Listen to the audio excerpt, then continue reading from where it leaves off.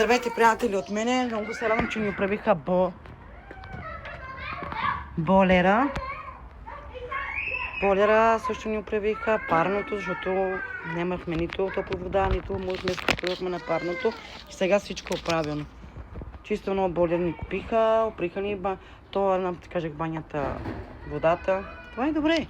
Иначе не можеш да си топлиш вода, да се къпиш. Няма как. Много си влезеш на банята и да се скъпиш, да ти олекне. Иначе това не е живот. Това иначе не е живот, хора.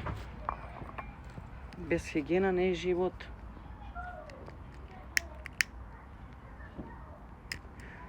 Днеска сме събота, чудим се на къде се фане, ама тук в Англия много дъжд вали, бе, няма на къде се фаниш, бе. Писват и само да си вътре.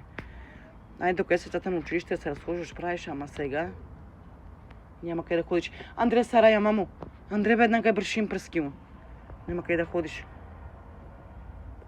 Да си тръгнат по-бързо тези хора, да опрем отвътре, да избършим отвътре, да една метла и да е готово.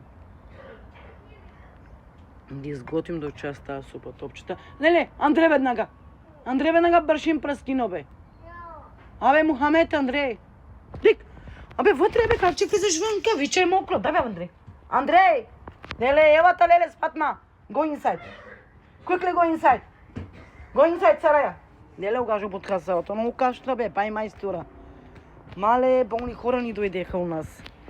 Болни хора.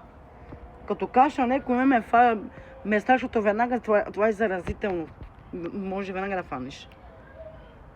Ужас, болни хора ни дойдеха майстори. И знаете ли откъде са? Да живее мама Индия, намасте. Намасте, лалака. Мама Индия ни прат парното. Добре, хора, оставям ви. За вчера нямах време за лайф, много бях измолена, много ми се спиеше, ама днеска съм по-добре. Наспах се. Чао за сега.